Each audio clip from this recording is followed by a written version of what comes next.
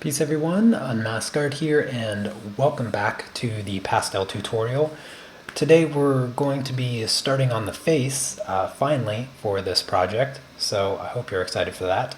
I am, because it looks kind of weird just having kind of floating arms there with no face. I'll be adding two extra colors for today.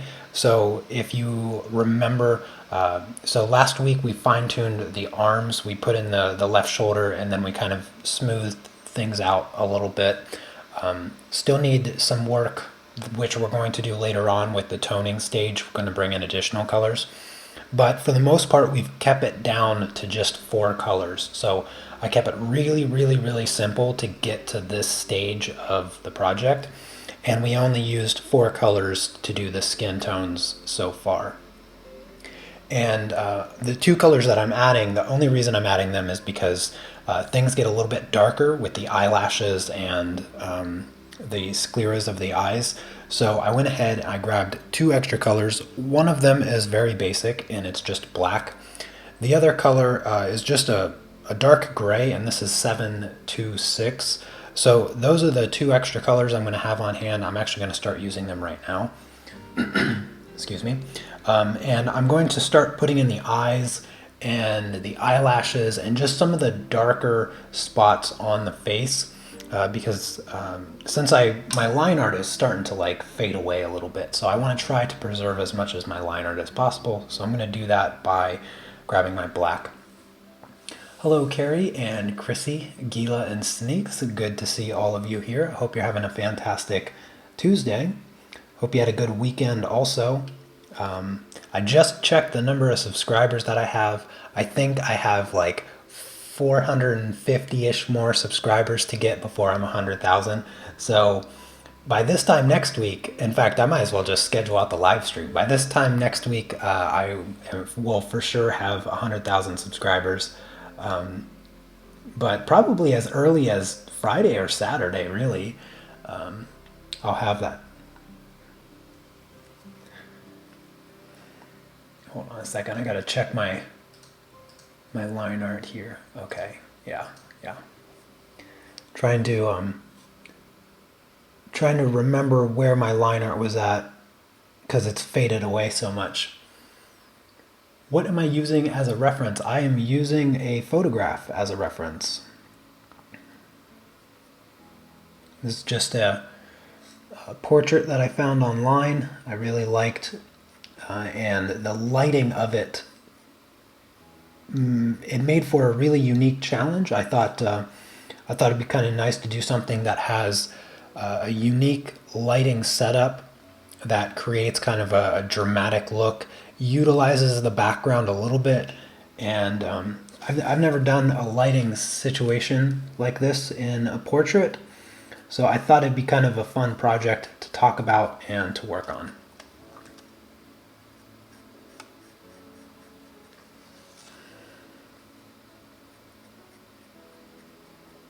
I'm going to keep my eyelashes a little bit vague right now. I'm not going to add any like single lashes to her eyes because I want to be able to do the skin around the eyes really easily. So basically I'm just putting eyeliner on.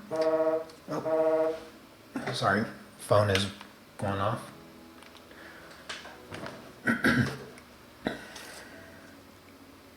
So I'm going to keep it really simple, really basic right now.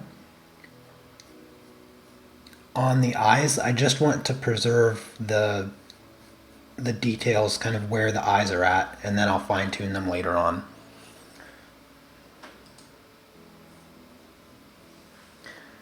Yes, indeed, a weekend party. Would you guys, so real quick, for those of you that are already tuned in, for the 100,000 subscriber live stream, would you want me to do it on the weekend? Would that be something that you guys would prefer me to do? I could do it on the weekend, this Saturday maybe, because like I said, I'll most likely be hitting 100,000 in the next couple of days, maybe even as early as Thursday.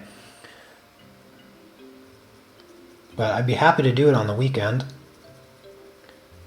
or we can save it till next Monday or Wednesday or whatnot. Just Yeah, let me know what you're thinking in the chat.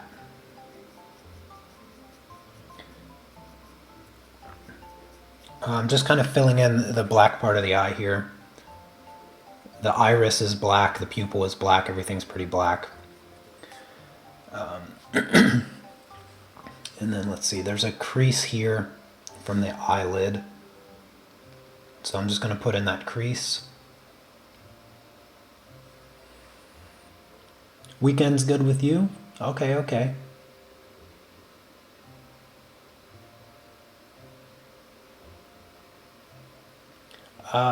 Sluggy, yeah, if you have some really cool photos that you want to send me, just send me them on Facebook. I have my Facebook page in the description. I'd love to do one of your photos if you share it with me. I don't currently have a project planned for pastels after this one. So if you send me a few of your pictures, I'll be sure to let people know they're your photos when I do it, but that'd be really cool.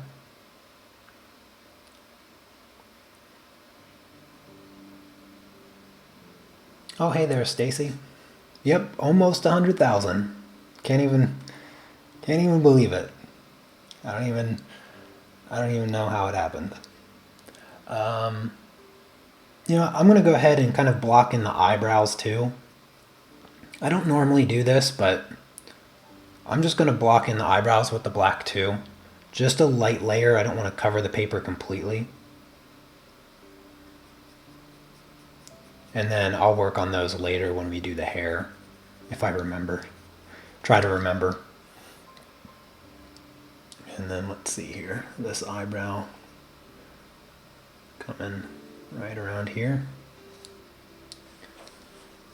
Oh, hello, Sherry. Oh, you're not late at all.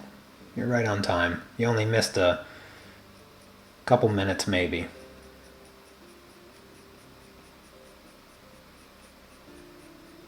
So real quick, I want to update everybody with the moving situation. My wife and I, we were waiting for the real estate agent to get back to us. It was supposed to be by the end of next week, but she didn't. But she did get back to us today, and we're going to be meeting with her. And I hope that I can give you some good news on Thursday.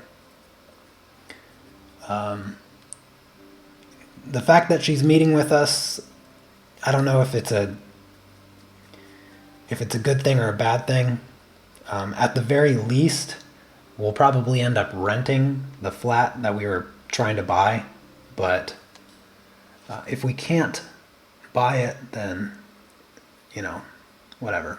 That's fine with me. If we can't buy it, that's okay. I'll just buy another house in the United States, another rental property in the United States. But at the very least, hopefully we can rent it, because that would be the next best thing. All right, I'm gonna switch colors here. That was just the black. I'm gonna switch to that other new color, the 726, and the scleras, also known as the white parts of the eyes, they're very, very dark. So that's why I'm using this dark gray, because they're not significantly lighter than the black.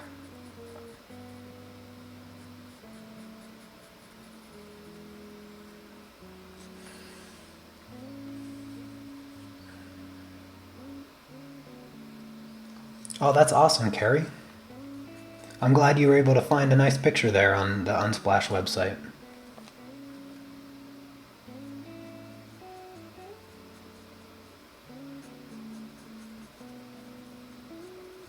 Yeah, it's a good website to find things. All right, I'm gonna go back with the black just a little bit in the irises.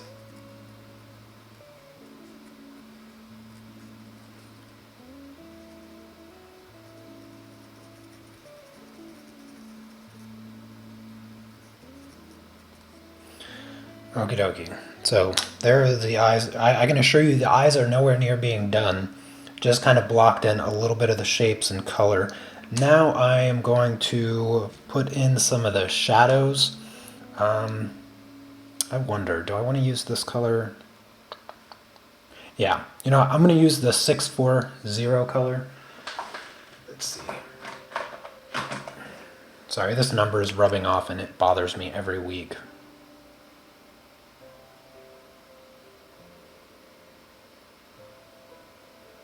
There, 640.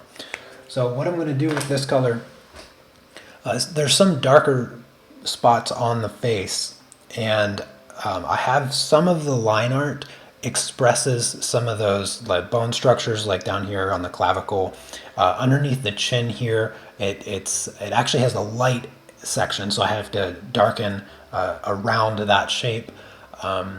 Inside the ear, I'm probably going to darken that, and then also the eye, the eyelids right below the eyebrows. She has like a silver shimmer, bronze kind of brown eyeshadow, so her eyelids are quite dark. I'm not going to do the makeup today for her, but I'm going to use the 640 to just darken some of those areas on the face before going to my base color. So right around the eyebrow, the eyelid area, I'm just going to add a little bit of this color, not a whole lot, just to get that dark value established early on. Hold on, I'm going to grab my black really quick. I need to go a little bit thicker with the eye lashes down here in the bottom. I don't want to make them too thin. There. Oh, hello, Chandri. Good to see you.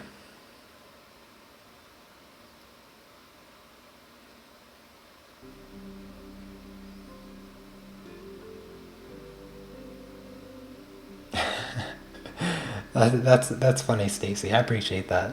Thank you so much.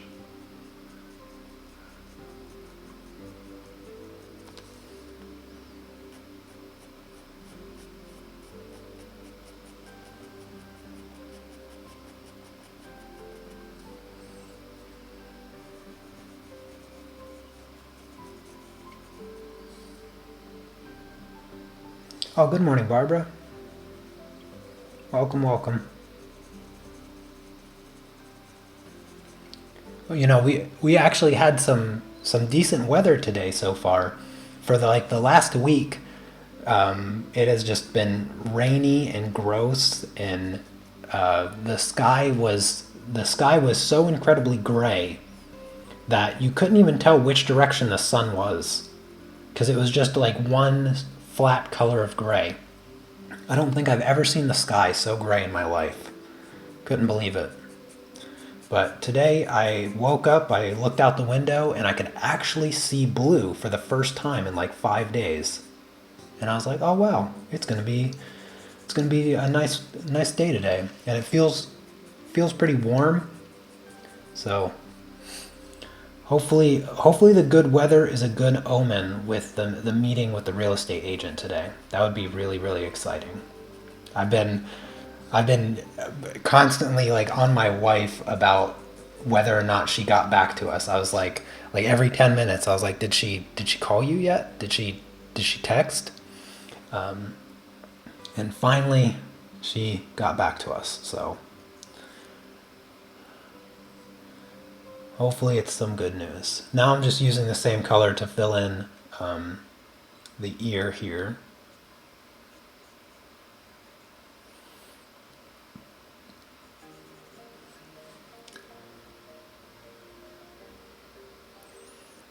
Oh, I love doing the eyes. I find the eyes to be um, the one of the easier parts for me, Chrissy.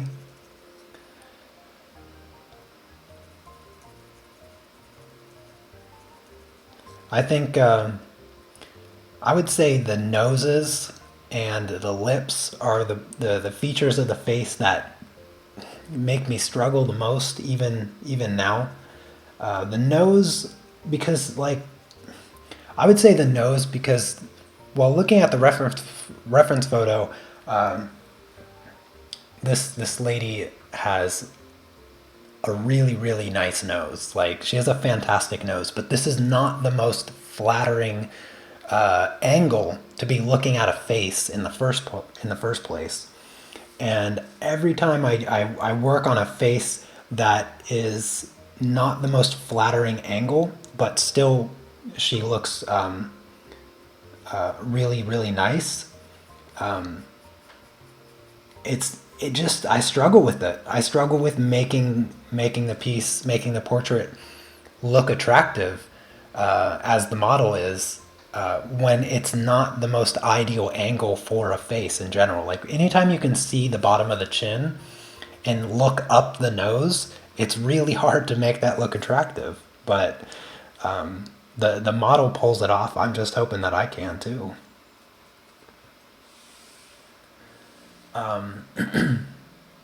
Did I also have some small floods or thunderstorms? No flooding, no flooding from what I heard or anything like that. But we had two or three thunderstorms in a row, which is huge because there's like maybe one a year, and to have three in a row was pretty crazy. Because I love winter thunderstorms. Those are one of my favorite things to just kind of listen to, especially at night. Nighttime thunderstorms is the most relaxing thing on the planet, for me anyway. And back in Ohio, summer thunderstorms are incredibly common, and it's just real heavy rain, really loud thunder and lightning, and just it's oddly peaceful. Actually, I don't know how else to describe it. It's just oddly peaceful. Now I'm using this color to just put in a little bit of it underneath the chin and onto the neck where the shadow is a bit darker. That way when I apply the base color, this section of the portrait will be darker than the other parts.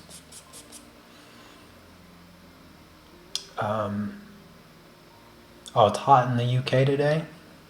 Well, that can be a good thing or a bad thing, depending on how you like the weather.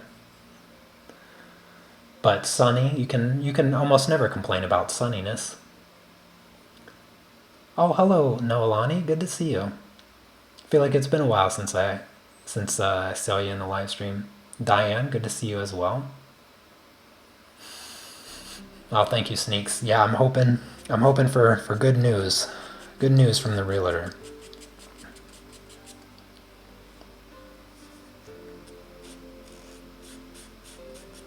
All right, I'm just gonna put in the clavicle right here, just a little separation with this line.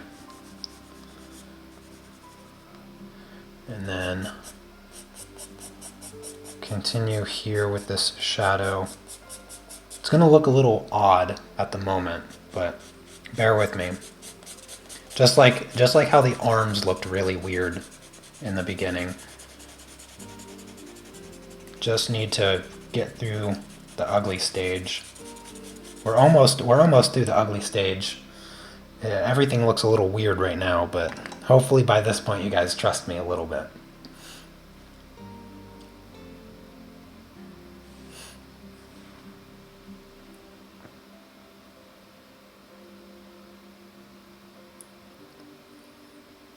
Well, welcome, Danny. I'm glad you were able to catch a live stream. That's fantastic.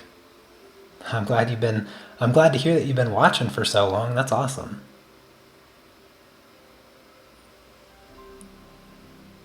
Oh, Christy, I don't want to hear you complain about the winter in Australia. What's winter in Australia like? 15 degrees? Probably not even that cold. Do you even get snow in Australia? All right, so I'm switching now to the 642 color. This is going to be the base color of the skin overall. And I'm going to start, I was originally thinking I was going to start on the chest and then move up the neck, but oh, you know what? I want to preserve the little mark there for the chin.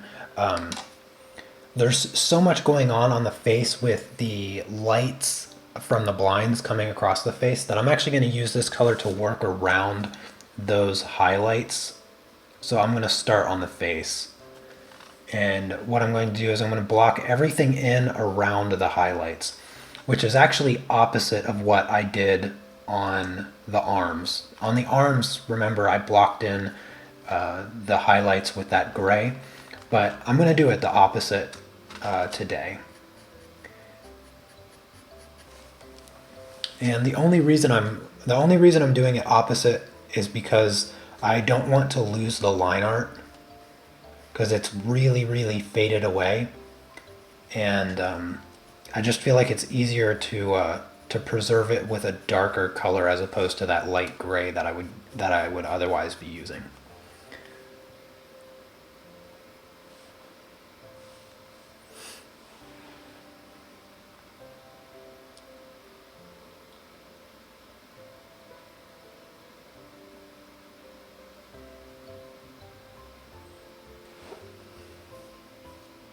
During the day, it averages 20 degrees. Oh, I don't want to hear you complaining. Nothing.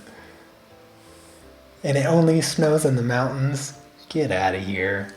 Your complaints are officially invalid. 20 degrees. It's struggling to be 20 degrees right now, and we just had the longest day of the year, and we're lucky to see 20 degrees.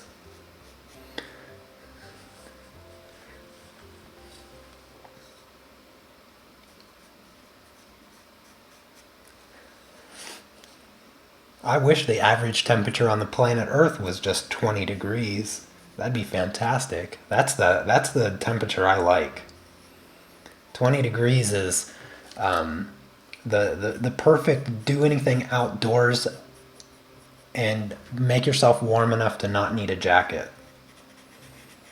Or if you want to just take a nice comfortable stroll, toss on a hoodie, and then, take a walk.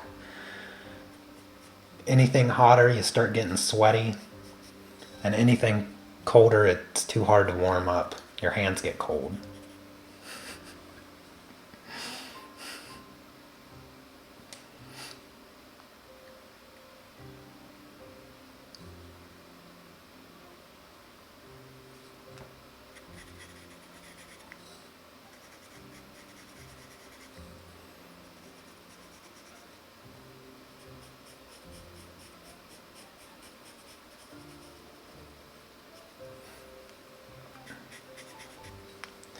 I'm trying to keep the tip of this pencil as sharp as I can. So my trick is to keep it as flat as possible and then constantly spin it. That way I can keep a nice sharp tip to do the details when I need to.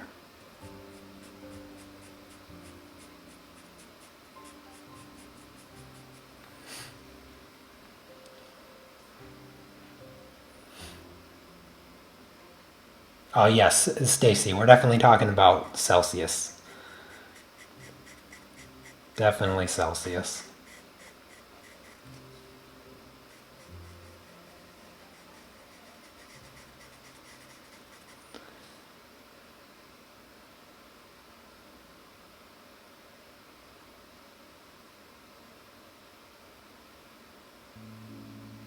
Oh goodness, Carrie. It's summer for you as well, and it's 5 degrees? That's ridiculous.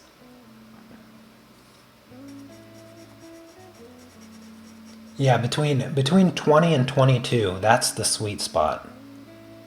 That's the sweet spot. That's where I want to exist at 21 degrees Celsius. That's my dream location.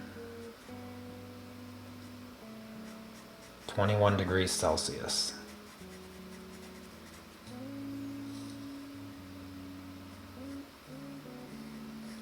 With just a subtle breeze. 21 degrees, subtle breeze, clear skies.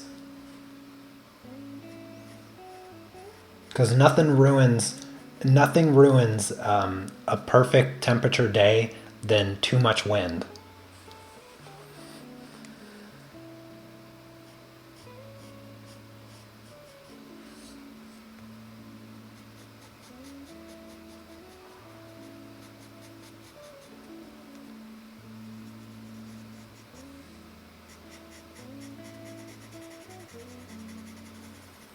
If I could, my perfect weather, if I could have it every day, it would be 21 degrees, subtle breeze, clear skies, and then at night it would thunderstorm. But by tomorrow morning it would be completely dry. That would be how I'd want the days to go. A nice loud thunderstorm in the evening with heavy, heavy rain.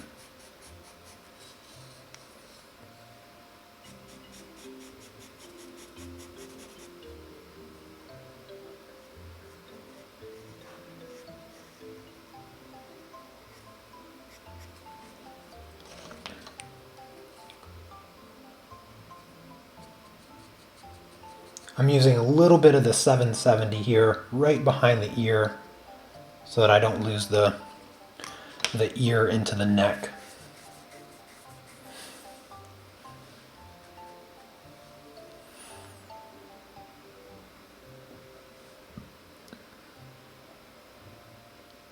Oh yes, low humidity also. Yeah, I forgot that.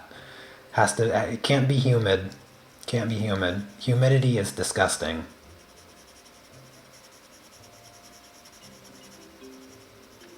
Alright, going back with the 642 now. Just trying to cover everything up.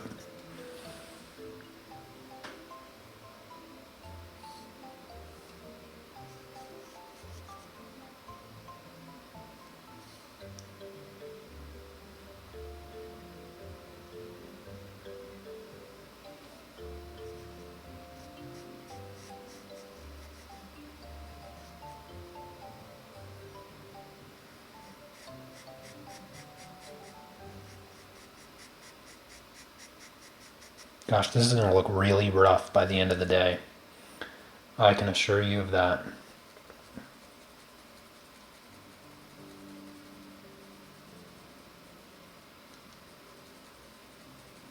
I'm just doing a little bit of blending to see how well I have the paper covered with that layer.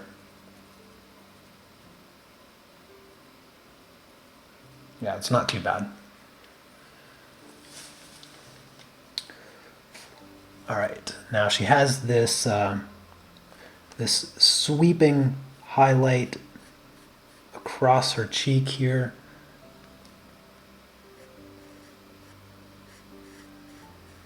So I'll try to get that in, and that dust kind of dissipates right in here. And it goes up right in between her eyes here, just about to the center of the bridge of the nose. Let's see, which is right about there. So it goes about there. If you're wondering what I was doing, I was creating a vertical line right at the corner of her mouth, and it goes straight up and then just over just a tiny bit. So I just was using scaffolding, mental scaffolding for the placement. Mental scaffolding in drawing is basically visualizing a grid.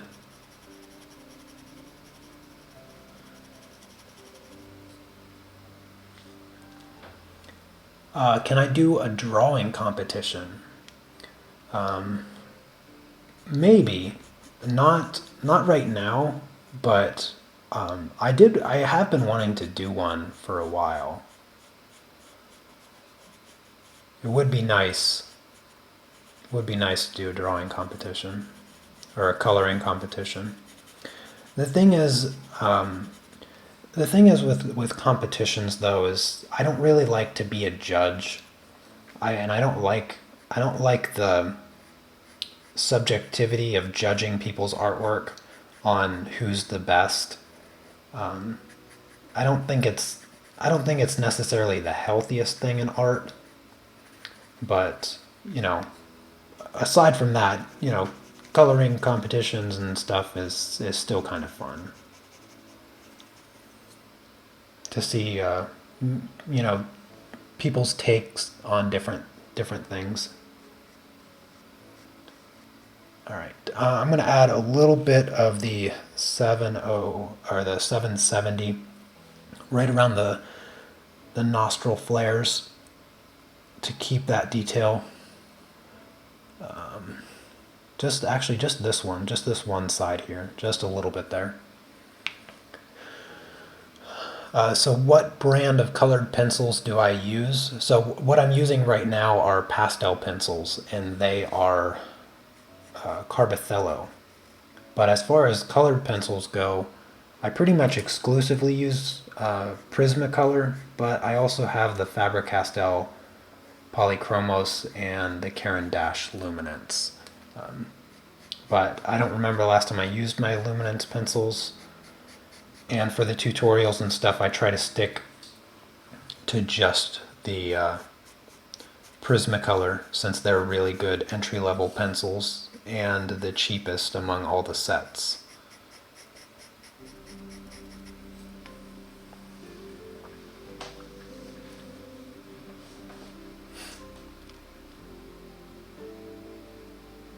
Oh, hey there, Michelle. I'm glad you were able to make it. Yes. Yes, of course.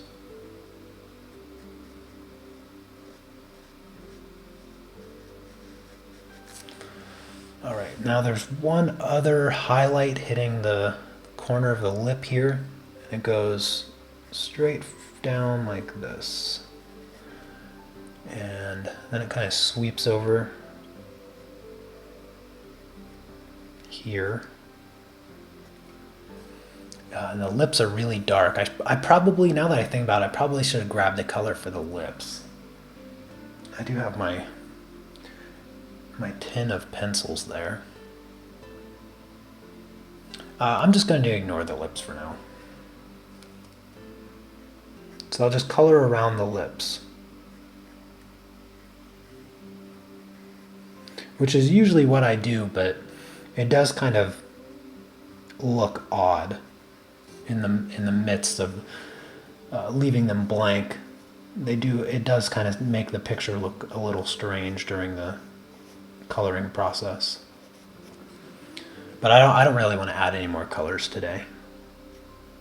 So I'm just going to color around the lips for now.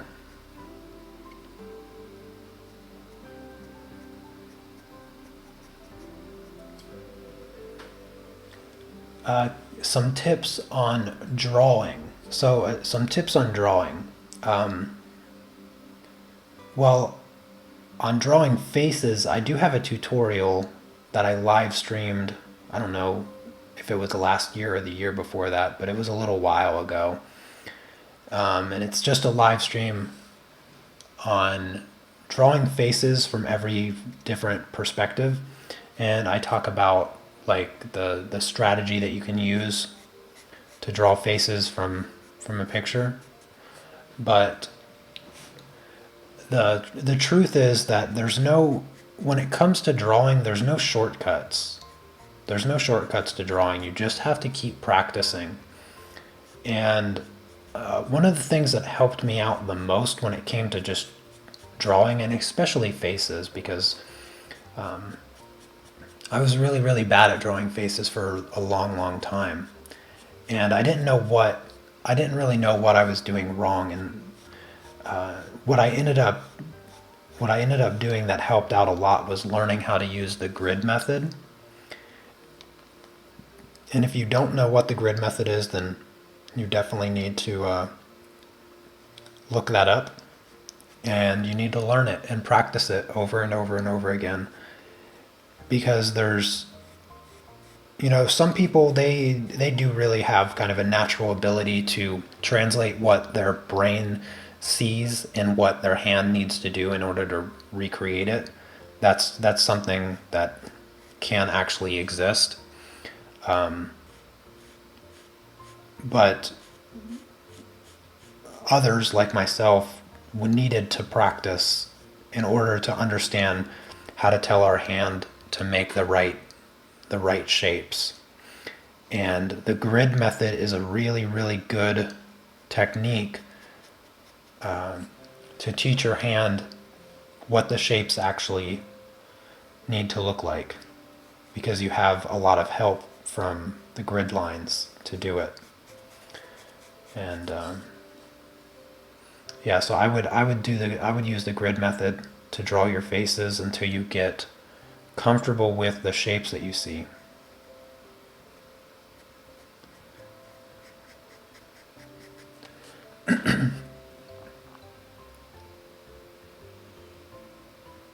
I could offer the drawing coloring competition, set it to vote. Yeah, I could do that. That that is also an option. But I don't know. I don't like the idea of there being somebody that doesn't win. That's the thing. One person's going to feel great about their artwork while, 50 other people feel like, maybe they should just quit.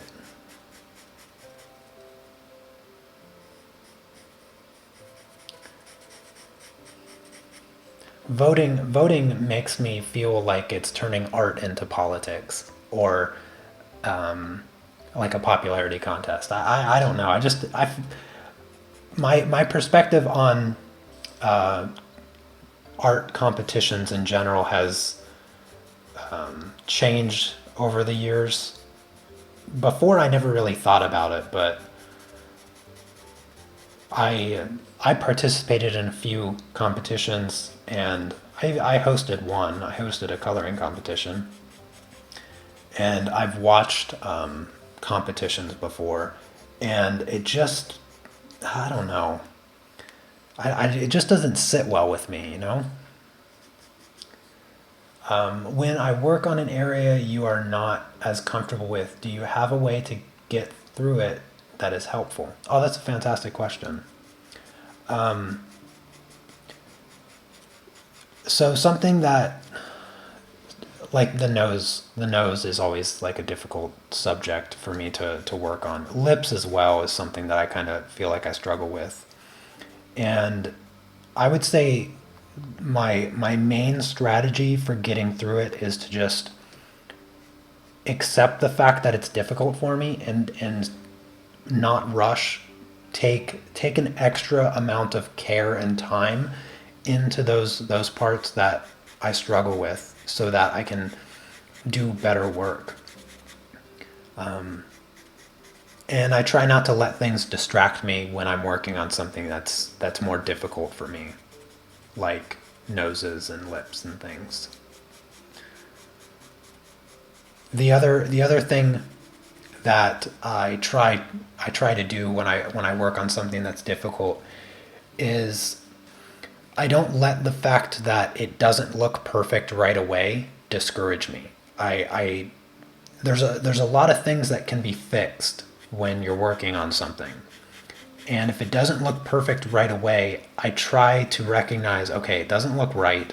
What do I need to do to make it look right? What is it? What about it does it or what about it looks wrong?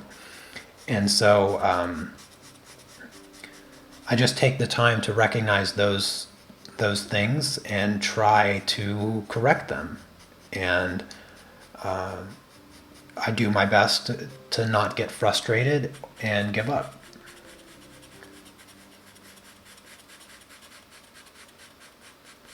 Sometimes the easiest way to get through it is to just recognize, okay, this is a difficult thing to do, and anything that's worth doing isn't easy. So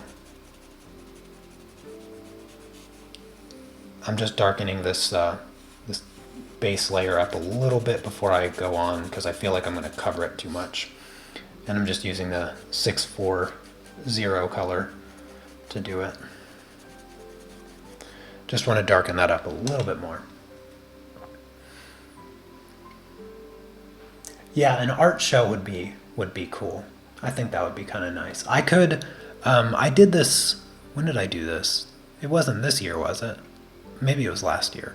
So in the Unmask Family Facebook group, I have the, that folder where everybody submits their finished work, the gallery folder.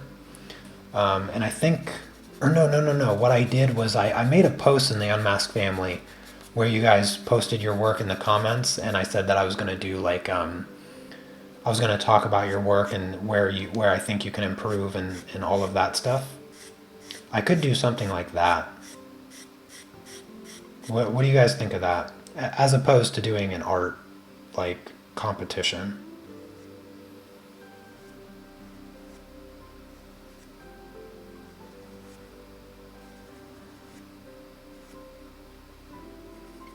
Where I just do a critique of your guys' work.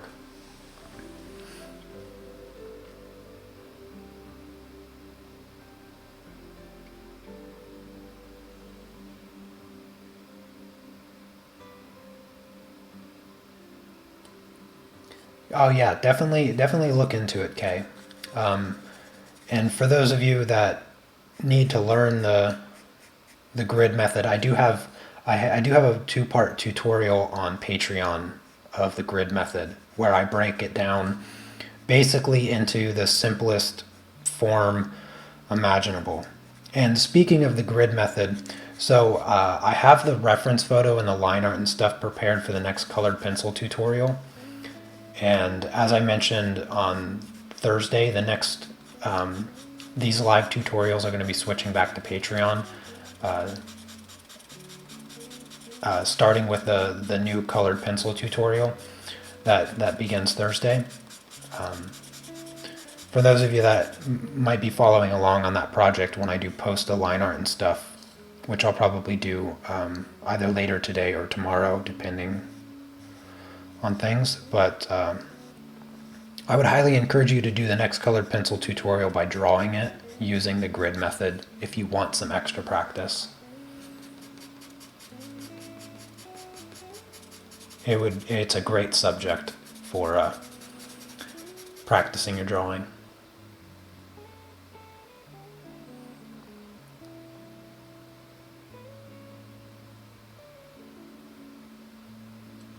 Yeah, learning venue. I like that. I like that phrase, Diane.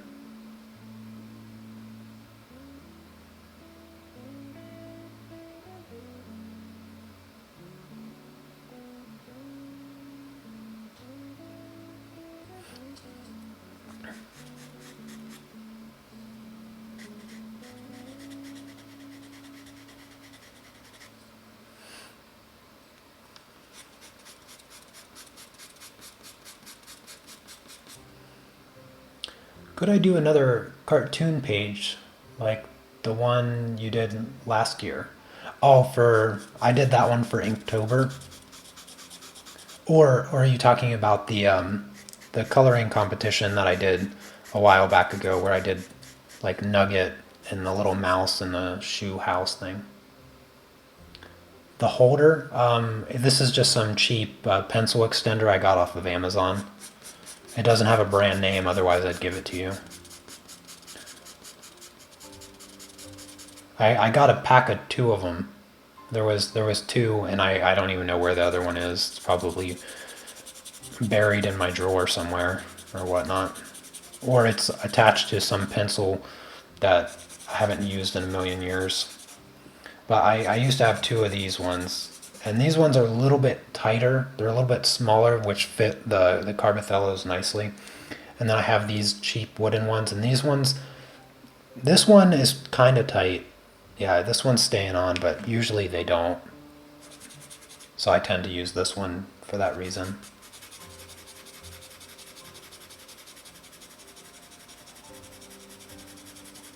Hopefully by the end of the week, I'll get my pencils that I ordered because I had to order a few Carbothello pencils since I'm running out. And I wanted to just buy another set of them so that I had one of all the pencils again to just kind of have a fresh set. But Jackson's is out. So you guys must be all buying the Carbothellos all at once or something, because I was just going to buy another set of them, but I had to buy the individual pencils instead, which is fine also, because now I'm not going to have doubles of pencils I rarely use. Will I also be posting the line art for the new colored pencil project? Yes, yes. So, yeah, I'll have the line art for the next project, Gila, but I would still encourage those of you that want to work on your drawing skills to not use the line art. Maybe you can use the line art for your actual, you know, colored pencil following along, but it's always nice to add in that extra level of practice, and using the grid method is something that I think is just beneficial to do over and over again. Oh, thank you, Lele 41. Donations, I think I have a link in the description for donations. Yeah, there should be a link in the description, unless I forgot to put it there.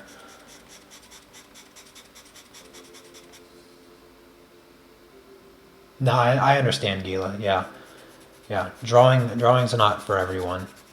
Sometimes, you know, you just want to work with color and ignore that stage of the process, and I understand. No judgment.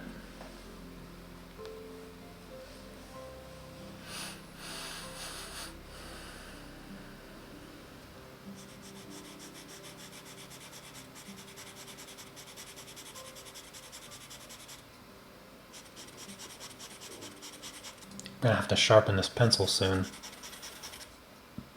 Trying to color as much as I can before I have to do that, but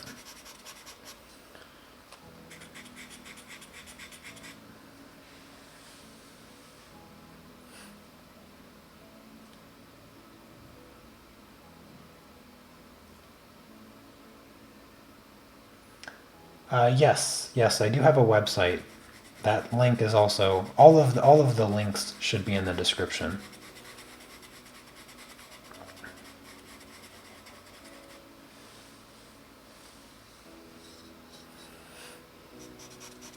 Yeah, I've never used a light box, but essentially I use my monitor as one.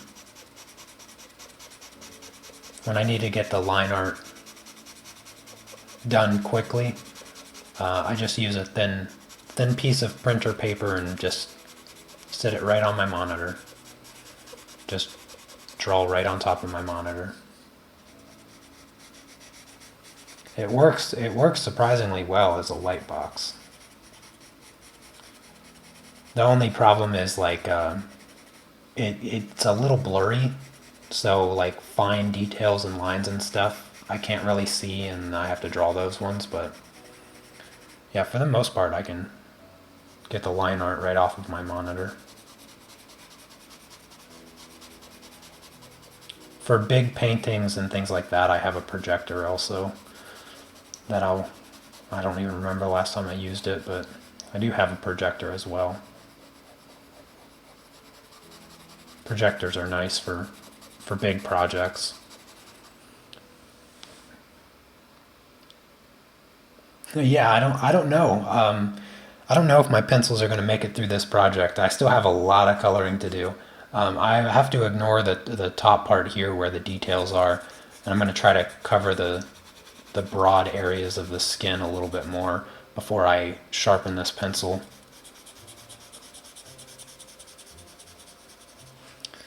I'm going to use just a little bit of the 707, or the 770, I mean. Just get that shadow a little bit darker there. And then I'll worry about the other shadows later.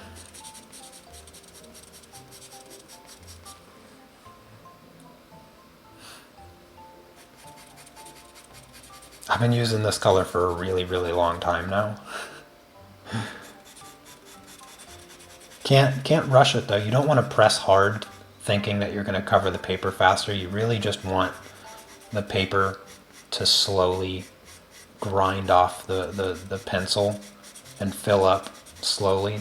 That way you don't get lines, because if you get like pressure lines from pressing the pencil down, you can't really hide those. And that can really just make skin look relatively bad. Some things you just can't repair, and paper is one of those things. Can't repair the paper.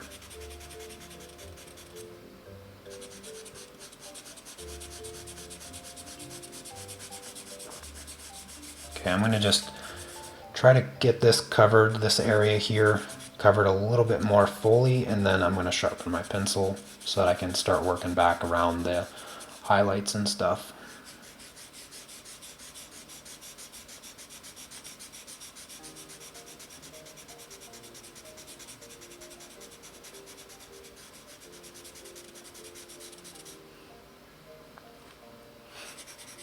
One thing that I've learned from doing this project is how easy the skin is in this project. I was thinking when I came across this reference photo, I was like, oh, that lighting effect from the window, or from the light coming in through the blinds and casting all these really linear highlights across the subject. I thought, oh gosh, that's gonna be a nice challenge.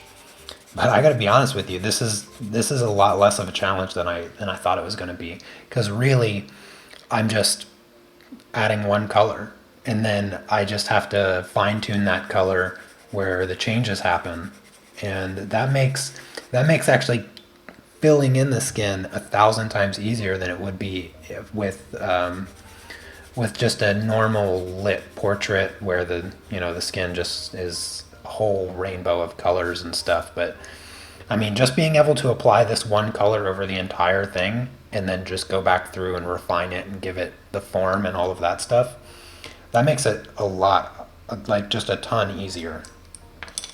All right, give me one moment to sharpen this pencil.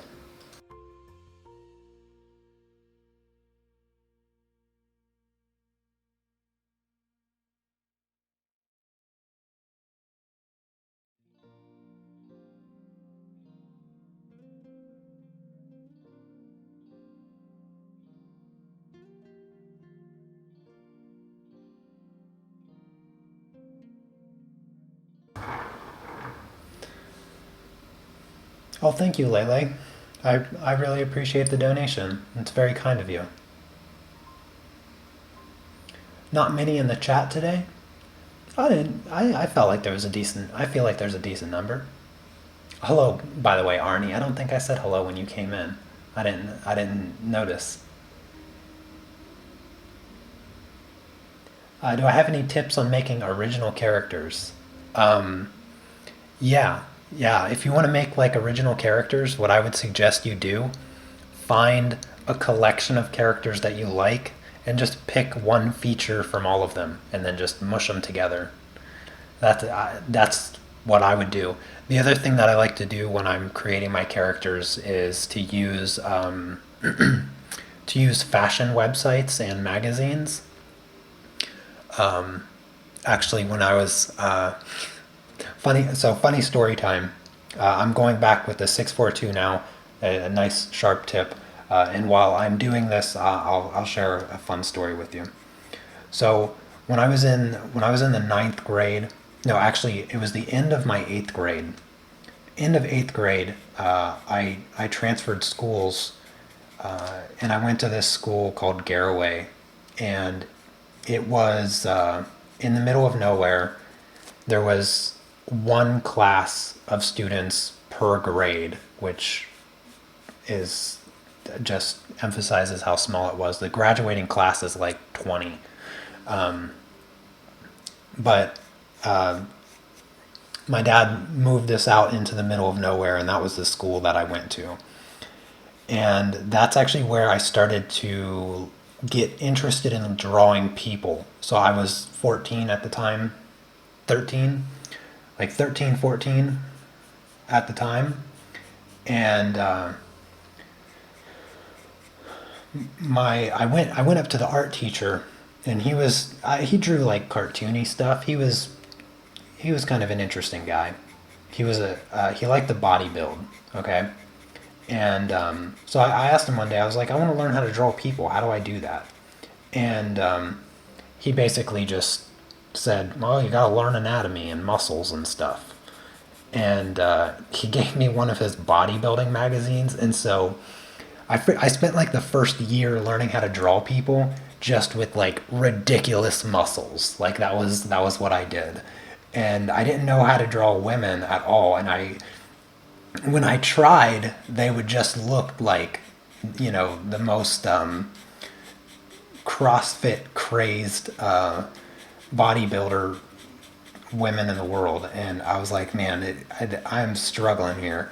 And the problem with that is that like I couldn't ever do faces. Faces were just were something that I didn't want to touch with a 10-foot pole, because if I ever drew a woman, she just looked like somebody, I don't know, kicked her in the head too many times, because just there was nothing attractive about the face that I was able to create. And it was something that always bothered me. I was like, man, how do you draw attractive faces? And well, anyways, I'm kind of getting off topic here, but in the process of like learning to draw people, creating original characters is something that I always wanted to do, because back in the day when I was starting to draw people, what I dreamed of doing when I got older was actually being a character development artist for video games. That was what I wanted to do. I loved the art book releases of video games, and one video game that I was really into back in the day was Diablo, and I had the art book for it, and I just loved the creature design and the character design, and I was like, man, how do you come up with this stuff? And it was so cool. And so what I did for creating my own characters is my girlfriend at the time, her mom had a subscription to the Victoria's Secret magazine that you get for free in the mail. And I mean, aside from the obvious lingerie underwear stuff that the magazine have, but they also have normal everyday clothes, that and bathing suits. So they have more than just that stuff that you associate with Victoria's Secret. And so I would actually use those magazines to learn anatomy for drawing women, and then also I would use the outfits to create my own characters and their clothes and stuff like that. And that's how I learned to draw. That's how I learned to draw clothes, because I would use like the styles, and the style of clothing was not the greatest, but I didn't have the internet at the time, so I had to use whatever resources I had for references, and that was the only reference that I had. And so I would use the outfits and stuff to learn how to draw clothes from Victoria's Secret magazines that my girlfriend's mom got in the mail.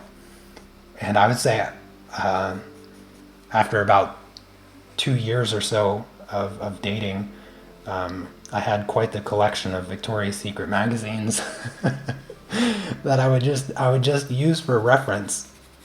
I would just use for reference, and I would use a pen, and I would draw the outlines and stuff right on the magazine, and then I'd use those black lines to trace occasionally, but most of the time I just did freehand back then. But that's how I learned to draw my original characters and to draw clothes, actually. Just paying attention to how clothes fold, and how clothes move when you move a body and stuff like that.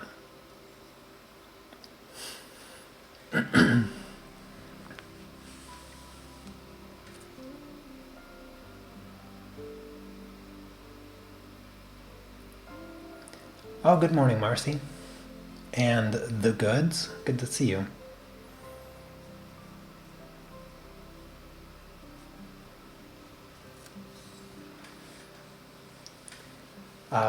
So not yet, not yet, Arnie.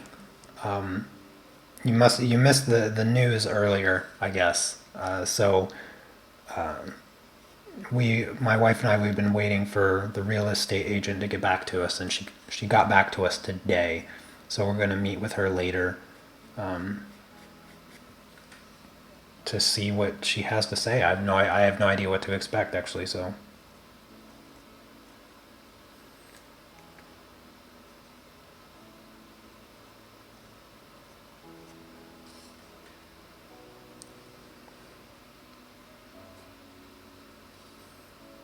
yeah, absolutely.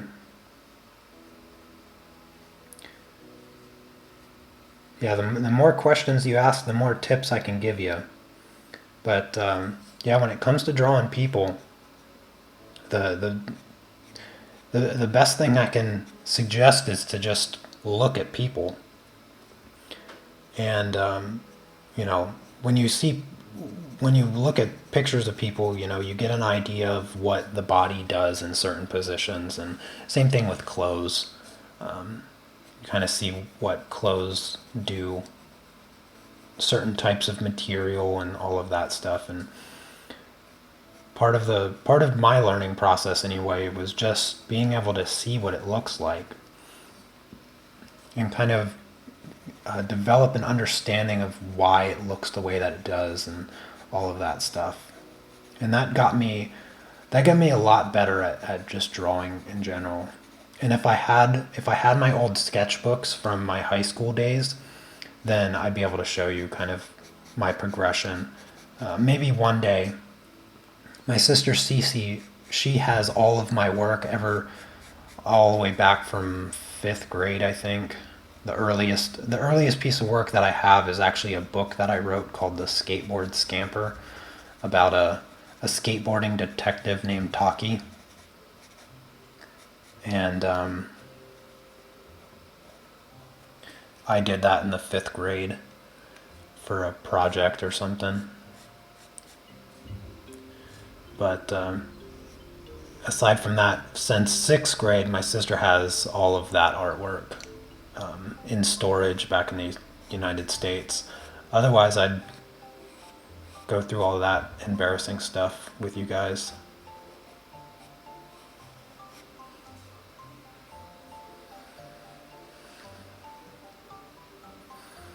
Out of all the blending methods that I know, which ones are the most comfortable to me?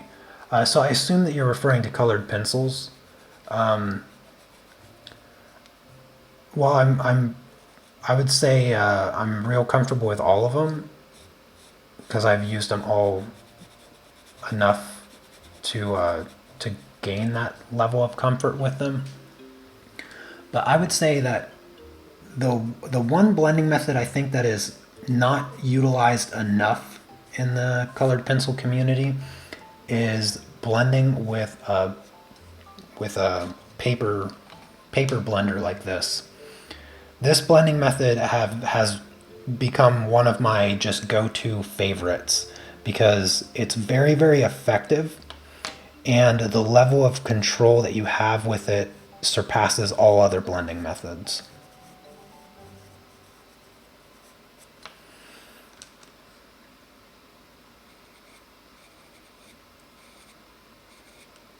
And the funny thing is, I didn't even utilize that blending method when I made my colored pencil blending tutorial because I didn't even consider it back then.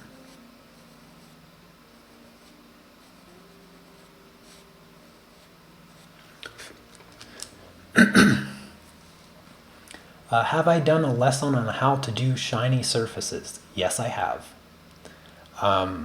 I have two that I can think of. Now I did, I don't know if you can see it, but I have a whiskey glass here, a clear whiskey glass, and doing shiny objects and doing translucent objects, the same rules apply. It's just, the same process and idea and technique is still the same between those objects. But on Patreon, I have a pitcher, a water pitcher like a metal water pitcher that I did, and that's a shiny object. And I don't know if I have another one aside from that. But really, when it comes to the shiny stuff, the real secret lies in just getting the dark parts of it correct. Get get the values correct. Make sure that where things are dark, you go as dark as it's meant to be. That's what's going to make shiny objects look shiny. Because shiny objects don't look shiny because they have really bright highlights, but because they have really dark shadows. Because a color can only ever look as bright as what's surrounding it. Because if you think about it, if you take a white piece of paper and you paint it all white with the brightest, whitest white that exists, it's still going to look like nothing. But if you take a gray color, if you take a medium gray and you paint it on the blackest piece of paper, then that medium gray is going to look like a really, really bright color. So what makes things look shiny is actually how dark the surrounding area is.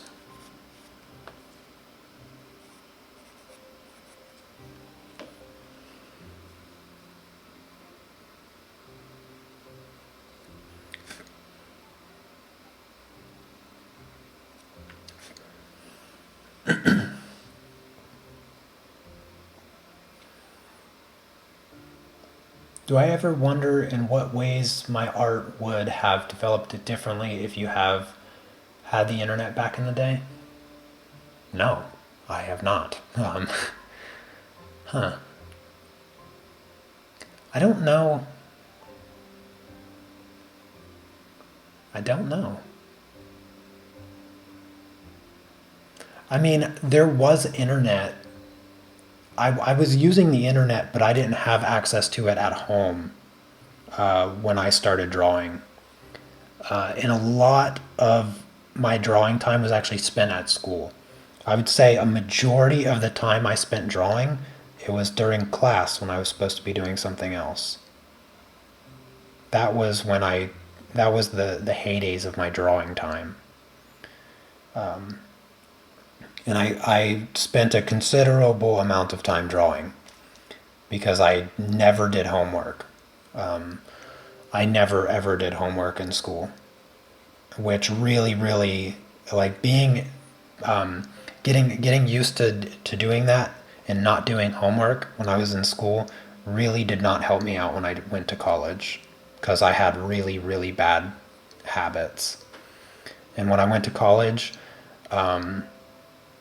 I would spend, I've spent 10 to 12 hours doing homework as a math student, and that was just a normal, like a normal homework assignment. Just an everyday homework assignment was, spending 8 hours doing homework. Doing math homework was a full-time job. Like it was just so much homework. But all the way through school, I never did homework. I would just spend my time drawing.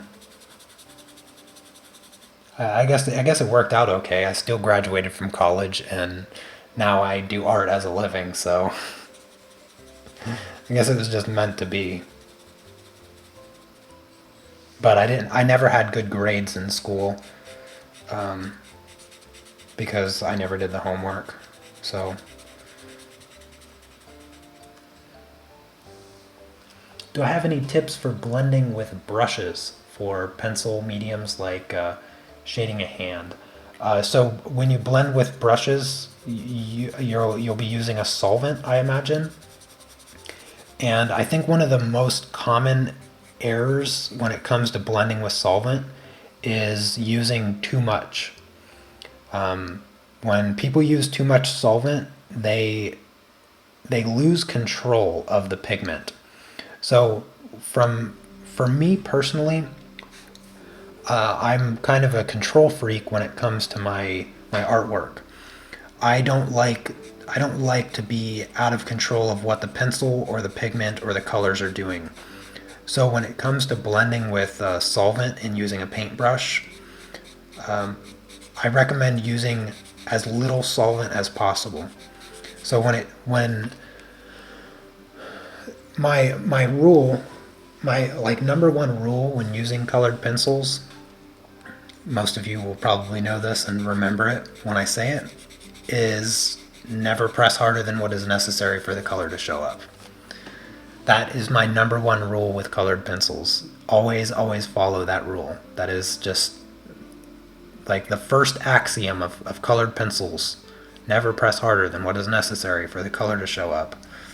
I need a shirt that just says never press harder than what is necessary. Just a shirt that says that. And when it comes to blending with solvent, same axiom. Never use more solvent than what is necessary to move the pigment on the paper. So that's kind of my general rule with solvent blending with a brush. And I do actually have a dedicated tutorial specifically for blending with a brush that you can find on YouTube.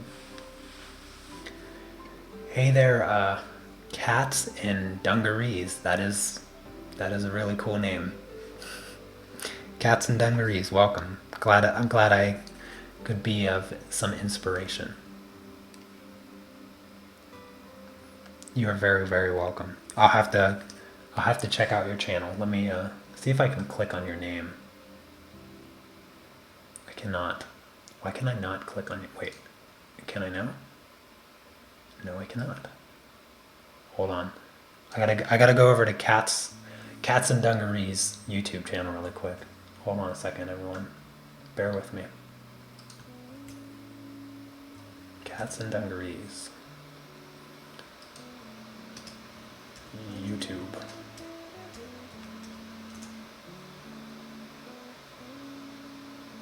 Is this it?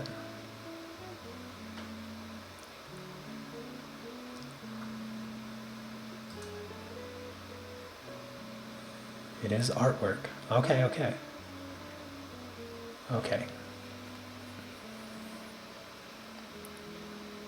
You drew a English Springer dog. Am I on the right YouTube channel? Looks like you drew the Joker as well. And Spider-Man, I think.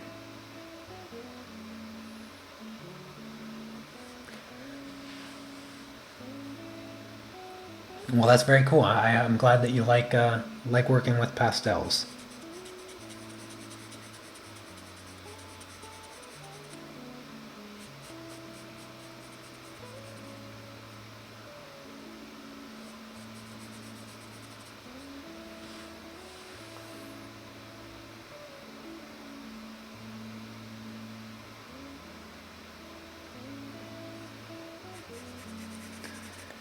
All right, how long I've been streaming for a little over an hour now. Still have a whole bunch to do, as you can see, but I'm going to try to cover this up. And let's see, the neck needs a little bit more layer here, but I might be able to smooth it out with the blender.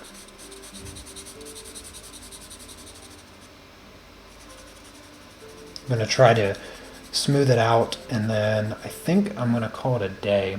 And then what we'll do next week is just, well, I'll bring in some of the toning colors, but I'll probably just focus on the face and kind of fine tune it like I did the arms with the shadows and stuff, and hopefully get it looking fairly decent, and then move into the toning stage of things.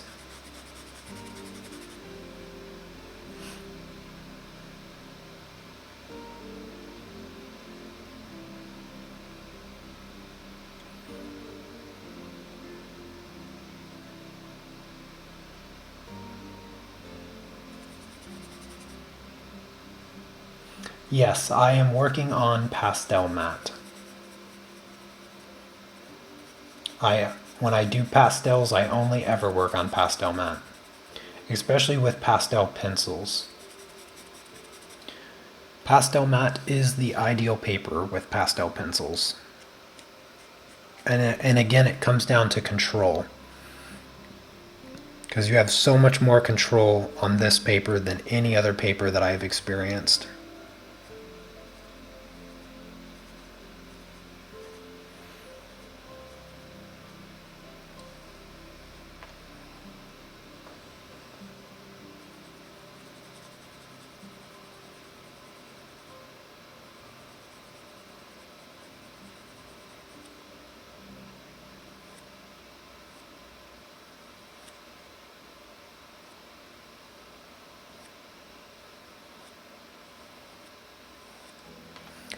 Actually, what I'll do after I smooth this out, I need to cover up the highlights with the gray. So I'll do that. Make sure I have everything covered before calling it a day. Supposed to meet with the real estate agent. Yeah, my wife and I were meeting with the real estate agent today, so I can't stream too much longer.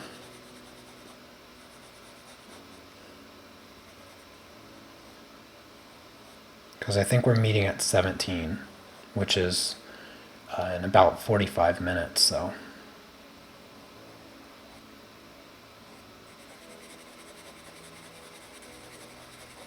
I don't like to rush the things.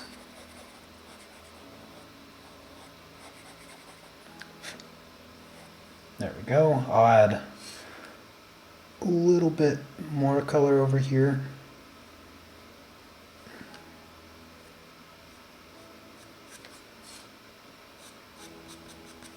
Alright, let me grab my blender here and just see if I can smooth out the skin a little bit.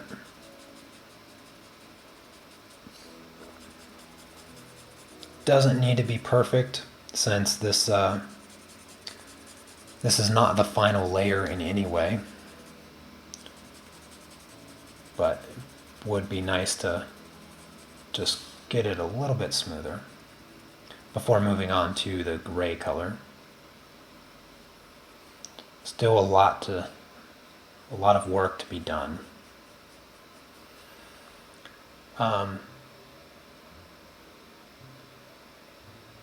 Oh, thank you, Sneaks. Yeah, I'm really hoping for some good news here. But like I said, even if we can't buy it, we're still going to hopefully be able to rent it and then move in just a couple weeks. She said it would be available July 1st, so we could be moving in relatively soon.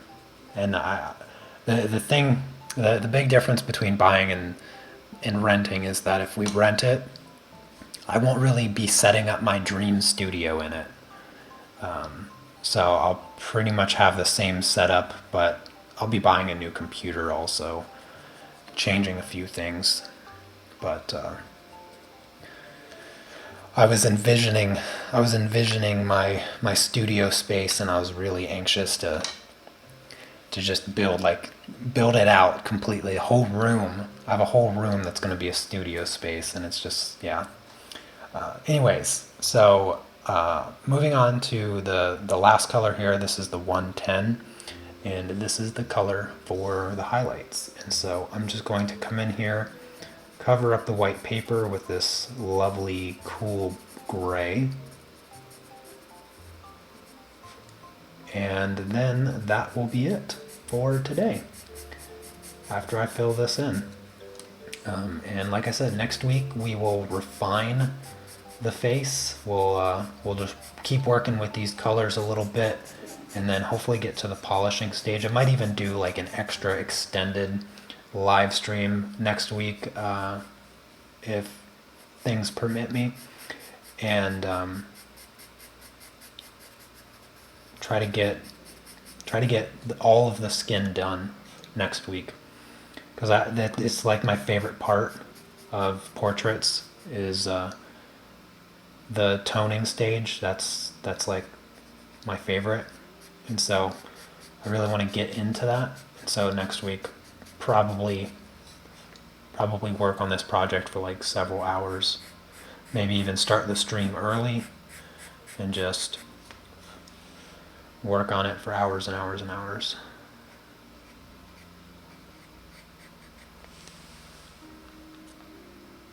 Which place do I live and what's the time there? So I live in Poland and it is 16:17 right now.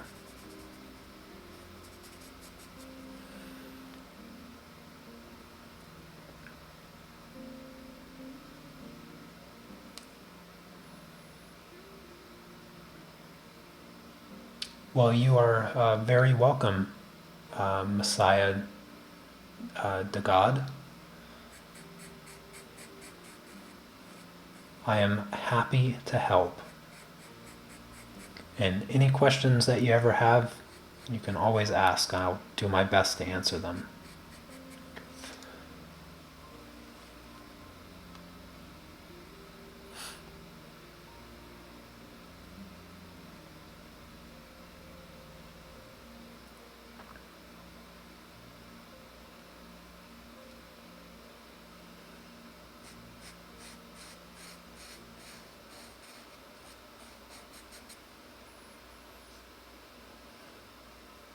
Getting a little late in the Philippines, yeah. Yeah, the Philippines, one place I can't believe I've never been.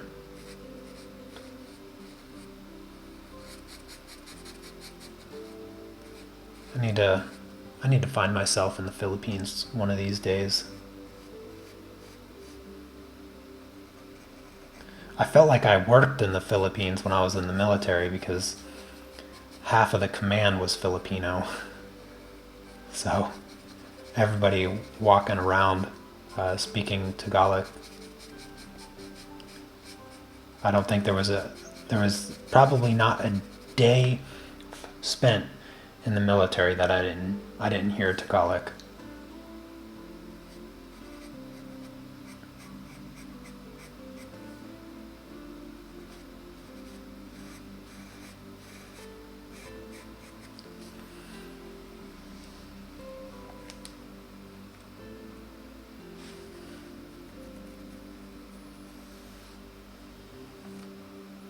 Yeah, Sherry, don't forget to sign up on Patreon. That goes for everybody else also. Don't forget to sign up on Patreon. I will be finishing, so I'll be finishing this project here on YouTube for everyone, since I started it on YouTube. But after this project, all of the projects are gonna migrate back to Patreon, and hopefully I will be able to get back to producing the Peaceful Pastel series.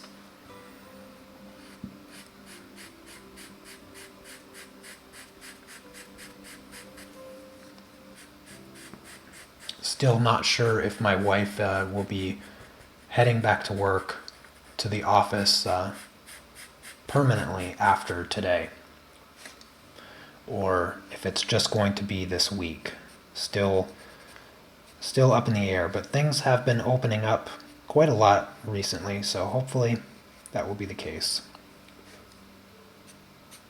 And we can all start to get a little bit back to normal. They still have the movie theaters here closed, but for the most part, business seems to be operating somewhat as usual, with the exception of the new daily attire for people wearing masks.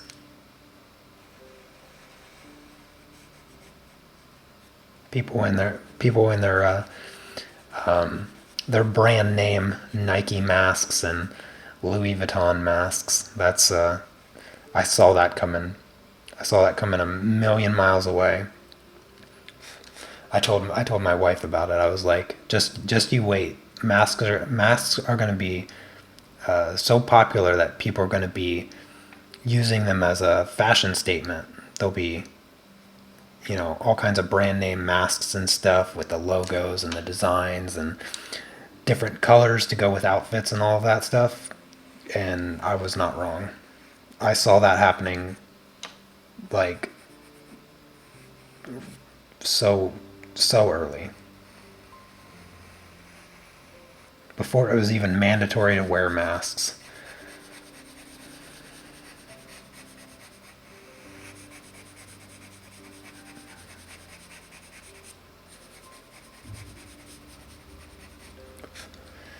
All right, one more highlight to go, and that will be it.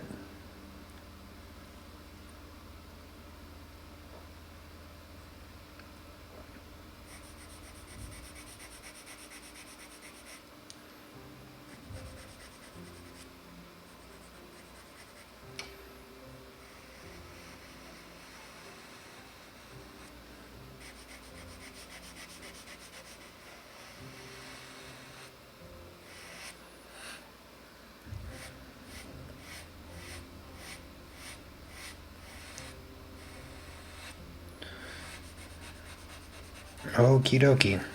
This is the last little bit of pencil that I need to apply. Now the highlights are no longer white. Only white part is the hair and the lips. So just about done. And actually, now that I see it, I'm going to use black really quick before I go. Just for the crease of the mouth. And her lips are just a little bit open.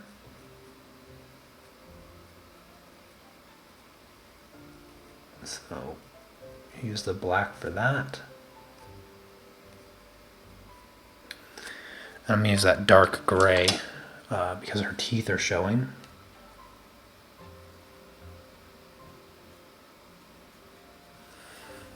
I'm going to use a light gray to smooth it out a little bit. Try to make it smooth looking. There, not a whole lot. But anyways, that is going to be it for today. Did I miss any questions? The next live tutorial is on Thursday. Yes, it will be the same time that this tutorial happened, but on Thursday. And that one, we're going to start a new colored pencil project. But let me remind you once more before I go. So this project here, I will finish up on YouTube. All of these tutorials that I've been doing the past couple months, I started doing publicly for everyone because of the lockdown, and I wanted to give you guys something to watch. Those tutorials are shifting back to Patreon, but I will finish this project. So next Tuesday there will be a regular YouTube live stream with this project, but this Thursday for the new colored pencil project, that one will be on Patreon exclusively. So if you want to still continue watching the tutorials and stuff, just head over to my Patreon page. I do have a link in the description for that. Aside from getting access to those future tutorials, you'll also have access to all of the previous tutorials, which I have I have somewhere getting real close to 300 tutorials, so I have a whole bunch of them.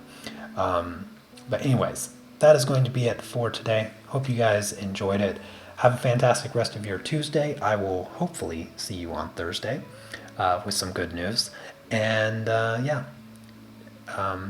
take care. Peace.